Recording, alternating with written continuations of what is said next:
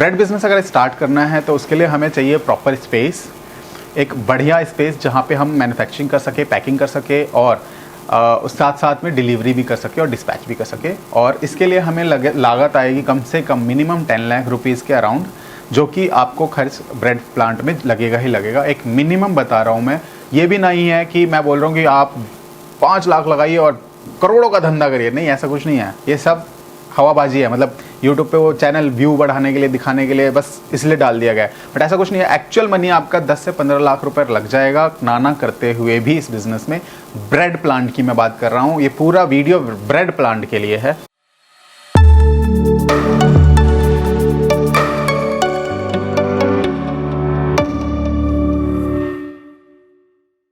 तो दोस्तों आपने सुना ही होगा कि बहुत से लोग आते हैं हमारे पास लाइक कि हमें ब्रेड प्लांट स्टार्ट करना है, हमें ब्रेड प्लांट चाहिए, हमें ब्रेड प्लांट लगाना है, राइट। बट उनको ये नॉलेज नहीं होती कि किस टाइप का मशीन परचेज करना है, क्या लेना चाहिए। तो बहुत से लोग जो हैं उनको गुमराह करते हैं, गलत नॉलेज देते हैं। सपोज़ करो आपको बोला जाता है कि सप्लाई मार्केट पकड़ लो, बहुत कमाओगे, या बट उसके स्ट्रगल नहीं बताए जाते हैं आप लोगों को। वैसे ही मैं आपको बता दूं, bread plant it's not a easy task, इतना आसान नहीं है जैसे आप सोचते हैं कि हम ब्रेड बना लेंगे और मार्केट में सेल आउट करेंगे तो आपके पास पैसा ही पैसा होगा। नहीं, ये बहुत गलत इन्फॉर्मेशन है जो दी जाती है, मिसलीड की जाती है पीपल को या क्लाइंट को। प्लीज़ आप ये हमेशा याद रखें कि अगर आपका मशीन, सपोज करो आपको दे दिया 2 डेक 4 ट्रे गैस ओवन और स्मॉल मिक्सर, तो आपकी उसमें प्रोडक्शन नहीं होगी, कॉस्टिंग कम आएगी। सपोज करो कोई मेरे पास आता है, अभी रिसेंटली की बात है, किसी ने मेरे से बोला कि क्या मैं डेक ओवन लेके ब्रेड की सप्लाई कर सकता हूँ। तो मैं अब आ जाता हूँ, थोड़ा सा इलेबोरेट थोड़ा सा बताता हूँ। ब्रेड की सप्लाई इसलिए नहीं कर सकते 2 डेक 4 ट्रे में क्योंकि आपका उसमें मार्जिन नहीं आएगा। सपोज करो आपका शेफ़ 20,000 रुपये का है, सपोज करो अगर आपका शेफ 20,000 रुपये का है तो 20,000 रुपये उसकी सैलरी है, उसमें एक डेक ओवन में 12 घंटे काम करके भी वो ज़्यादा से ज़्यादा सिर्फ 480 पीस निकालेगा, 480 पीस निकालेगा आपका 12 घंटे में। वही अगर वो रोटरी ओवन ले लेता है तो उसी सैलरी में वो 480, 1000, 2000 पीस भी निकाल सकता है सेम सैलरी में। तो आपको सीधा सा एग्जांपल है, अगर आपको मार्जिन चाहिए, आपको प्रोडक्शन में कॉस्टिंग निकालनी है, प्रॉफिट चाहिए, तो आपको एक लार्ज क्वांटिटी में ही प्रोडक्शन करना पड़ेगा। अगर आप स्मॉल क्वांटिटी में करते हैं तो आप मार्केट के किसी भी ब्रांड से आप टक्कर नहीं कर पाएंगे और आपको प्रॉफिट नहीं मिलेगा। पहला तो ये। दूसरा, ब्रेड बिजनेस में एक और चैलेंज आता है कि ब्रेड जो है 3 से 4 दिन के बाद वो खराब हो जाता है। तो आपने क्या सोचा है कि उसको वापस लेकर आपका नुकसान होता है या नहीं होता है? तो बेसिकली मैं बता दूं, नुकसान तो होता है, बाहरी मार्जिन भी नुकसान होता है, प्लस पैकेजिंग का भी नुकसान होता है। इसके अलावा जो नुकसान होता है वो मैं बता देता हूँ। हमारा क्लाइंटेज खराब होता है, हमारा सप्लाई जो हमने ट्रांसपोर्टेशन यूज़ किया होता है वो ख़राब होता है क्योंकि उसे लेने भी जाना पड़ता है। क्योंकि ब्रेड बिजनेस एक ऐसा बिजनेस है जहाँ पे हमें मतलब जो अगर मटेरियल ख़राब होता है या नहीं बिक पाता है तो हम उसे वापस लेना पड़ता है। बट मैं आपको बता दूं, आप उसको 2 तरीके से यूज़ कर सकते हो। उसको वापस लेकर, ख़राब होने से 1 दिन पहले ही आप उसे रिटर्न लेकर आप उसे ब्रेड क्रम्स में कन्वर्ट कर सकते हैं, जो कि आपने देखा होगा बाकी रेस्टोरेंट और ढाबों पे उसी को यूज़ होता है ग्रेवी में। जैसे आपने देखा होगा बटर चिकन या दाल या सब्जी में उस ग्रेवी का, उस ब्रेड का यूज़ होता है ताकि ग्रेवी को थिक किया जाए। तो ये था ब्रेड क्रम्स, ब्रेड के रिलेटेड नॉलेज थी जो मैंने ये बताई आपको। इसके अलावा सबसे बड़ा चैलेंज ये आता है कि आपको रॉ मटेरियल कहाँ से कितना पड़ रहा है, आपको क्वांटिटी कितने ले रहे हैं। आपको हमेशा से ब्रेड बिजनेस अगर करना है तो आपको रॉ मटेरियल भी बल्क में लेना पड़ेगा, बल्क में प्रोडक्शन करनी पड़ेगी और बल्क में सप्लाई करेंगे, तब जाके आपको सप्लाई बिजनेस में प्रॉफिट होगा। और दूसरी चीज़, आपको एक ब्रेड में प्रॉफिट होगा या मार्जिन मिलेगा, पहला। दूसरी, मार्केट में बहुत सी उधारी होने लग जाती हैं।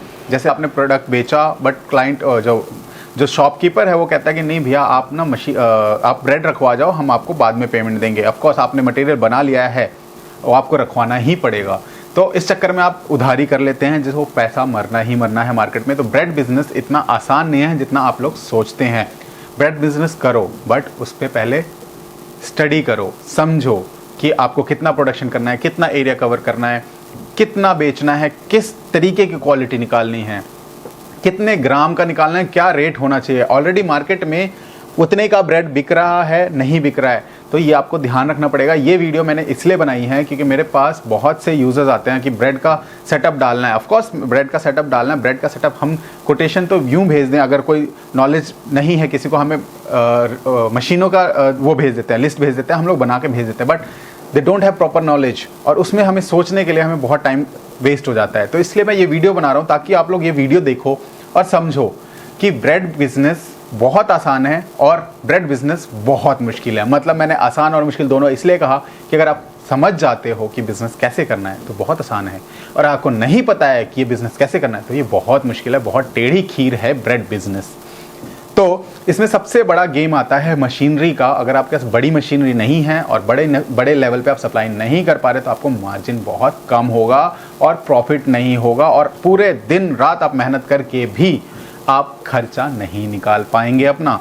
तो ये एक ऐसा चैलेंज बिजनेस है। तो आप इस बिजनेस में घुसने के लिए प्लीज़ एक बार स्टडी ज़रूर कर लें, समझ लें, और उसके बाद ही उसी हिसाब से मशीन में इन्वेस्टमेंट करें। आपको ये वीडियो अगर अच्छी लगी हो, इन्फॉर्मेशन दी हो, तो प्लीज़ शेयर ज़रूर करें इस वीडियो को और बाकी लोगों तक भी पहुंचाएं ताकि उनको भी नॉलेज पहुंचे और वो गलत किसी वेंडर के चक्कर में ना पड़े, और या किसी गलती से वो अपनी मशीनें गलत ना ले लें।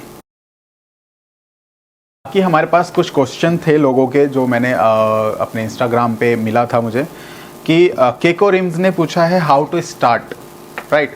ब्रेड बिजनेस अगर स्टार्ट करना है तो उसके लिए हमें चाहिए प्रॉपर स्पेस, एक बढ़िया स्पेस जहाँ पे हम मैन्युफैक्चरिंग कर सके, पैकिंग कर सके, और उस साथ साथ में डिलीवरी भी कर सके और डिस्पैच भी कर सके। और इसके लिए हमें लागत आएगी कम से कम मिनिमम 10 लाख रुपीज़ के अराउंड, जो कि आपको खर्च ब्रेड प्लांट में लगेगा ही लगेगा। एक मिनिमम बता रहा हूँ मैं, ये भी नहीं है कि मैं बोल रहा हूँ कि आप 5 लाख लगाइए और करोड़ों का धंधा करिए, नहीं, ऐसा कुछ नहीं है। ये सब हवाबाजी है, मतलब यूट्यूब पे वो चैनल व्यू बढ़ाने के लिए, दिखाने के लिए बस इसलिए डाल दिया गया है, बट ऐसा कुछ नहीं है। एक्चुअल मनी आपका 10 से 15 लाख रुपए लग जाएगा नाना करते हुए भी इस बिजनेस में।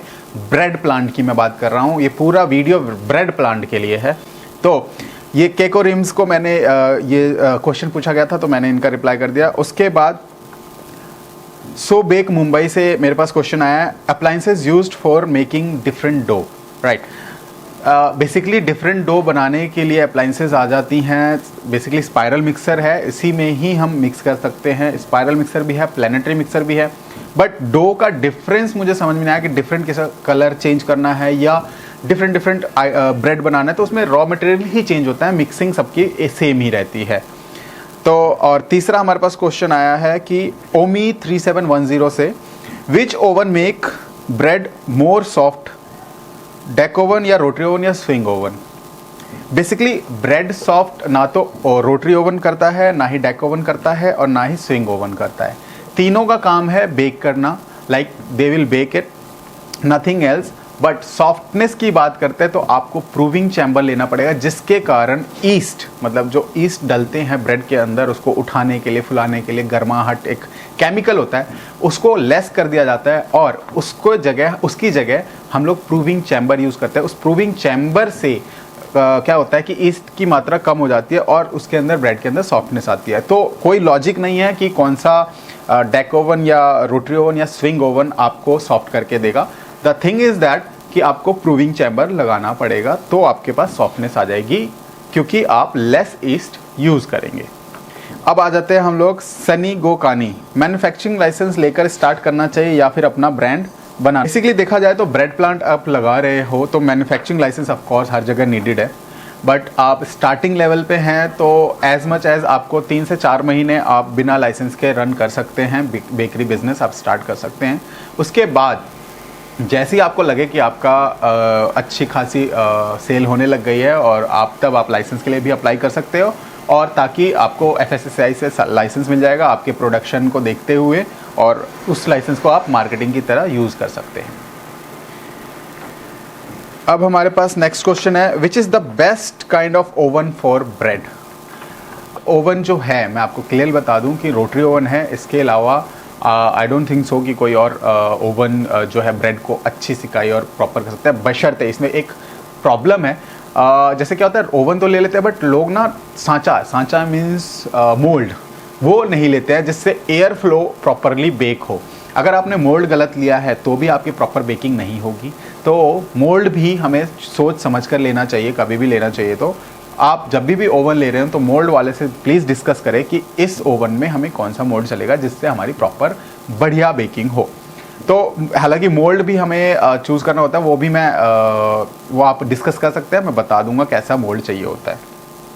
नेक्स्ट क्वेश्चन है मिक्सर कौन सा यूज़ किया जाए एंड ओवन भी। सर तुमरीबा का क्वेश्चन है।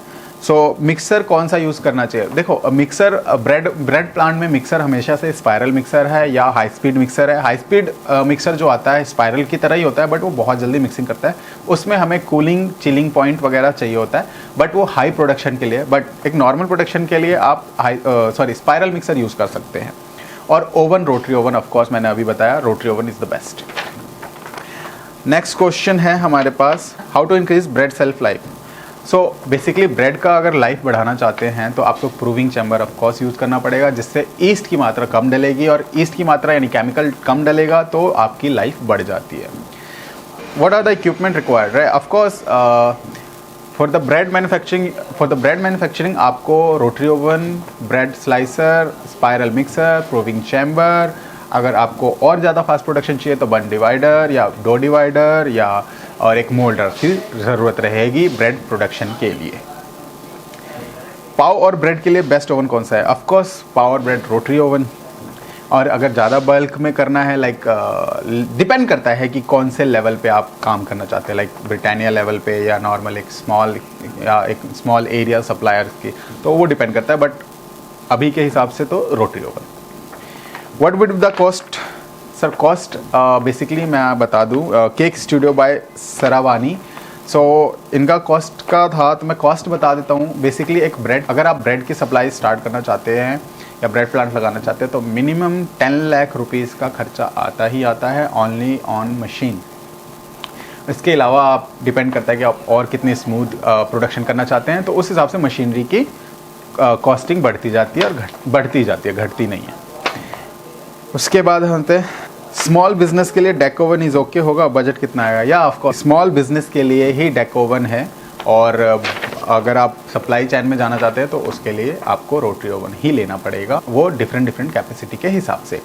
तो आशा है मुझे कि ये वीडियो आपको बहुत अच्छी लगी होगी और आपको बहुत इन्फॉर्मेशन मिला होगा। इसमें इन्फॉर्मेशन ना मिला हो तो नीचे दिए हुए कमेंट बॉक्स में कमेंट करें, वहाँ पे अपने क्वेश्चन पूछें, हम आपको नेक्स्ट वीडियो में इसके आंसर्स ज़रूर देंगे।